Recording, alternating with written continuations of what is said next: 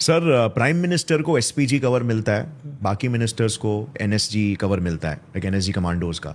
सो इसमें क्या डिफरेंस है, क्या आप बता सकते हो? सर देखो, एक्चुअली क्या है, पीएम सिक्योरिटी को एसपीजी कवर है, एसपीजी कवर है, और एनएसजी एक्चुअली नहीं, बाकी मिनिस्टर्स को एसपीजी नहीं मिलता सर, ऐसा नहीं है। एनएसजी भी नहीं मिलता है। देश के हर मुख्यमंत्री को भी एनएसजी नहीं है सर, ठीक है। इस देश में हर मिनिस्टर को एनएसजी कवर नहीं है सर। मैं आपको बता दूं, एक्चुअली एनएसजी है नेशनल सिक्योरिटी सर, इस देश की सुरक्षा के लिए। इस देश में शायद जिस टाइम मैं एनएसजी में था उस टाइम 16 या 17 आदमियों का एनएसजी कवर था टोटल इस देश के अंदर, ठीक है, जिनको NSG Z plus NSG cover होगा। देश के हर मुख्यमंत्री को भी एनएसजी नहीं है सर, ठीक है। मतलब जिनको आईबी को या आरएनडब्ल्यू को लगता है कि इस मिनिस्टर को बहुत थ्रेट है करके, ठीक है, दोनों को रिपोर्ट जाती है होम मिनिस्ट्री को और बोलते हैं कि ये जरूरी नहीं हो मिनिस्टर ही हो सर, वो एक ऑर्डिनरी आदमी भी हो सकता है, जिसके जाने से इस देश को नुकसान है, उसको भी एनएसजी मिल सकती है। ऐसा नहीं कि एनएसजी मिनिस्टर को ही मिलेगी। अगर इस देश को लगता है कि आप इस देश के लिए बहुत इंपॉर्टेंट हो और आपके जाने से देश को दिक्कत है करके, तो आपको भी एनएसजी कवर मिल सकता है। राइट। इसका एक उदाहरण मैं आपको देता हूं।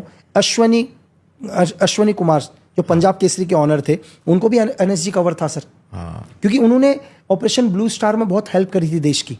राइट। ठीक है। दोनों में क्या फर्क है सर? दोनों में फर्क क्या है कि एनएसजी क्या है ना सर, मैंने आपको बताया एनएसजी किस चीज के लिए बना है, नेशनल सिक्योरिटी के लिए। ठीक है। एनएसजी के अंदर क्या कौन आते हैं? डेपुटेशन आते हैं। एनएसजी अपनी खुद की कोई पेरेंट्स कंपनी नहीं है कि मैं बोलूं कि एनएसजी पेरेंट्स कंपनी है। इस देश में जितने भी पैरामिलिट्री फोर्स और इंडियन आर्मी से एनएसजी में डेपुटेशन जाते हैं 3 इयर्स के लिए और 5 इयर्स के लिए, और अपना डेपुटेशन खत्म करने के बाद दोबारा अपनी पेरेंट्स यूनिट में चले जाते हैं। वो जिस भी यूनिट्स के होते हैं वापस चले जाते हैं, अपना 3 साल या 5 साल देते हैं। सो सिर्फ इसमें आर्मी से ही आते हैं? आर्मी और पैरामिलिट्री फोर्स दोनों से सर। पैरामिलिट्री फोर्स से भी आते हैं और आर्मी से भी आते हैं। मतलब आर्मी साइड से ही, और मतलब एयरफोर्स और वो साइड्स का इसमें कोई नेवी? नहीं, ओनली अभी आर्मी रखी है। जब तक मैं था तब तक आर्मी थी। ओनली आर्मी और पैरामिलिट्री फोर्सेस से डेपुटेशन 3 इयर्स और 5 इयर्स के लिए वो अपना डेपुटेशन निकालते हैं। उसके लिए पहले उन्हें एनएसजी कमांडो क्लियर करना पड़ता है। उसके लिए पहले उन्हें 3 मंथ की एक ट्रेनिंग होगी जिसको पास करना पड़ेगा। चाहे आर्मी से भी जाएगा बंदा तो उसको 3 महीने की ट्रेनिंग पास करनी पड़ेगी। जब वो पास होगा तभी डेपुटेशन रहेगा सर। एनएसजी वीआईपी सिक्योरिटी के लिए नहीं बना है परमानेंट, वो बना है सर एंटी टेररिस्ट और काउंटर हाईजैकिंग के लिए। अगर कोई स्काई में कोई प्लेन हाईजैक होता है 52 या 51, मतलब एक आतंकवादियों से निपटने के लिए, इस देश के अंदर कोई थ्रेट आता है उसके लिए बना है वो, ठीक है। तो ये हो गया एनएसजी का काम। एनएसजी का मेन क्वेश्चन सर, जैसे जेड प्लस सिक्योरिटी जो होती है उसमें सब में एनएसजी इंक्लूडेड है? ना। अच्छा, उसमें भी नहीं? ना, मैंने आपको क्या बोला कि ऐसा नहीं है। X Y Z plus. Z plus के अंदर सीआरपीएफ भी आती है, जेड प्लस के अंदर आईटीबीपी भी देती है, जेड प्लस के अंदर स्टेट पुलिस भी देती है, दिल्ली पुलिस भी जेड प्लस देती है सर। एनएसजी कवर अलग है सर। जिसको जेड प्लस एनएसजी कवर अलग होगा। राइट है ना? तो वो एक्स्ट्रा सिक्योर है। एक्स्ट्रा सिक्योर, जिसके लिए मैंने आपको बताया कि देखो जेड प्लस तो जितने भी सीएम है स्टेट के, हर सीएम को जेड प्लस है ना सर। जैसे महाराष्ट्र के हैं या उत्तराखंड के, सबको जेड प्लस है एवरीथिंग। उत्तराखंड के सीएम को सर, उत्तराखंड पुलिस है सर, है तो उनको भी जेड प्लस ही सिक्योरिटी ना सर, नहीं उत्तराखंड पुलिस कर रही है सर, ठीक है। लेकिन एनएसजी कवर जिनको जेड प्लस एनएसजी कवर आएंगे सर ओके। और लेकिन एनएसजी का मेन काम मैंने आपको बताया नेशनल सिक्योरिटी का मेन काम है सर। जैसे आपने ताज पर देखा, ठीक है, आपने अक्षरधाम मंदिर के ऊपर देखा, आपने जेएन के ऑपरेशंस देखे, ये एनएसजी के टास्क हैं। अब आते हैं एसपीजी के ऊपर। एसपीजी क्या है सर? सिर्फ सिक्योरिटी के लिए बनाई गई है, पीएम सिक्योरिटी के लिए। पहले गांधी परिवार को भी एसपीजी थी, अभी विड्रॉल कर दी है। तो सो लीडर ऑफ अपोजिशन को भी मिलता है?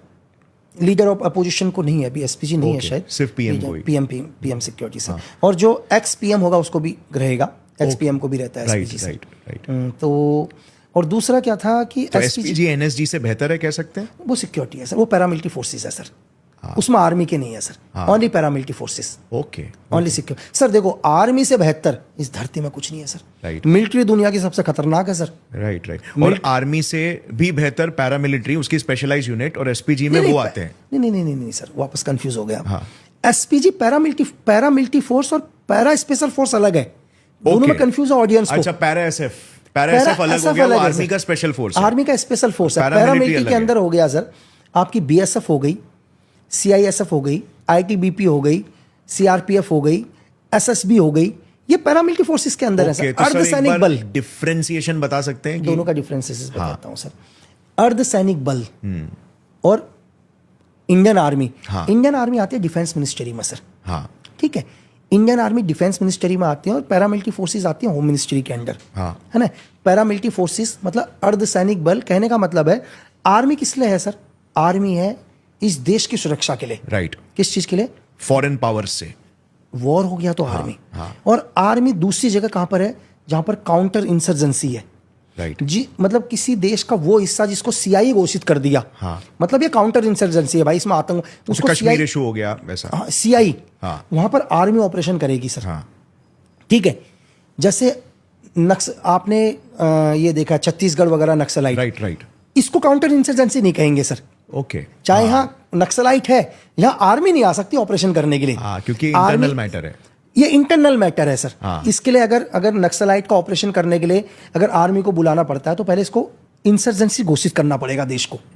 इस देश को क्या करना पड़ेगा कि भाई छत्तीसगढ़ हो गया या ये दंतेवाड़ा वगैरह, ये काउंटर इंसर्जेंसी घोषित कर दिया तो आर्मी ऑपरेशन करेगी। ओके। ठीक है। अर्धसैनिक बल क्या होते हैं इस देश के अंदर, जैसे नक्सलाइट वगैरह के लिए देश को, मतलब इंटरनल, अगर देश के अंदर कोई भी नक्सलाइट वगैरह, माओवादी वगैरह, उल्फा वगैरह है तो उसके लिए हम लोग क्या करते हैं, जो पैरामिलिट्री फोर्सेज है वो ऑपरेशंस वगैरह करती हैं सर। ओके। तो सर इसमें मतलब पैरामिलिट्री फोर्स बनाने का मतलब क्या हुआ, क्या ये बता सकते हैं? क्योंकि ऑलरेडी आर्मी है। आप आपको चलो वो भी एक्चुअली क्या है सर, यूएन तो आपको पता है। हाँ। यूएन का एक लॉ है सर, हाँ। कि हर देश को क्या होगा, इतनी ही आर्मी रख सकते हैं। चाहे वो भारत हो, चाहे पाकिस्तान हो, दुनिया की कोई भी देश है, उनको यह है कि तुम इससे ज़्यादा आर्मी नहीं रख सकते। कैप है। कैप है। सपोज करो कि हिंदुस्तान को ये बोला है कि तुम 1,000 आर्मी रख सकते हो एग्जाम्पल के लिए, हाँ। और पाकिस्तान को बोला है कि तुम सिर्फ 400 आर्मी रख सकते हो। हाँ। इंडिया का कितना क्षेत्रफल है, इंडिया की जनसंख्या कितनी है, उस हिसाब से एक आर्मी रहेगी इंडिया के बॉर्डर्स के हिसाब से। लेकिन हिंदुस्तान को लगता है मेरी 1000 आर्मी से तो काम नहीं चल पाएगा। हाँ। कल अगर कोई दिक्कत हो तो हिंदुस्तान या दुनिया का कोई भी देश, हम ही नहीं पाकिस्तान भी, तो हिंदुस्तान बोलता है क्यों ना मैं अर्धसैनिक बल खड़े कर दूं, जिनका यूएन में कोई रिकॉर्ड नहीं होता सर। हाँ। ठीक है। तो हिंदुस्तान ने पैरामिलिट्री फोर्सेस में बीएसएफ खड़ी कर दी, सीआईएसएफ खड़ी कर दी, सीआरपी खड़ी कर दी, आईटीबीपी खड़ी कर दी, एसएसबी खड़ी कर दी। ये सारे के सारे क्या कर दिए उन्होंने, अर्धसैनिक बल बना दिए, जिनका पैरामिलिट्री फोर्सेस बना दिया। इनका रिकॉर्ड यूएस में नहीं है, लेकिन सेम ये देश के अंदर वैसे ही काम करते हैं जैसे आर्मी भी काम करती है। ट्रेनिंग भी सेम होती है। ट्रेनिंग भी सेम ही होती है। ऐसा मतलब आर्मी और थोड़ा सा डिफरेंट है, हल्का सा 19-20 का डिफरेंट है। Okay. लेकिन चीजें हैं कि थोड़ा सा 19-20 का। क्योंकि दिक्कत क्या है, उनको एक आतंकवादियों से लड़ना होता है। ऐसा नहीं है कि सीआरपीएफ भी नहीं ऑपरेशन करती, सीआरपीएफ भी आतंकवादियों से लड़ती है, बीएसएफ भी लड़ती है ना। मैं ये नहीं बोलूंगा कि भाई देखो सोल्जर वो भी हैं, सोल्जर ये भी हैं। बस ये है कि वो आर्मी है, उनका रिकॉर्ड यूएन में है सर। ठीक है। पैरामिलिट्री फोर्सेस का रिकॉर्ड यूएन में नहीं है। जैसे पाकिस्तान के अंदर आप चले जाओ तो पाकिस्तान की रेंजर फोर्स, ठीक है। जैसे बांग्लादेश में अंदर चले जाओ तो बीडीआर वहां की है, बांग्लादेश राइफल वगैरह, ये सारी पैरामिलिट्री फोर्सेस है, ताकि यूएन के अंदर इस देश में हमारे को और जरूरत है। और हम यूएन उसमें हस्तक्षेप नहीं कर सकता, क्योंकि यूएन की नजर में ये आर्मी नहीं है।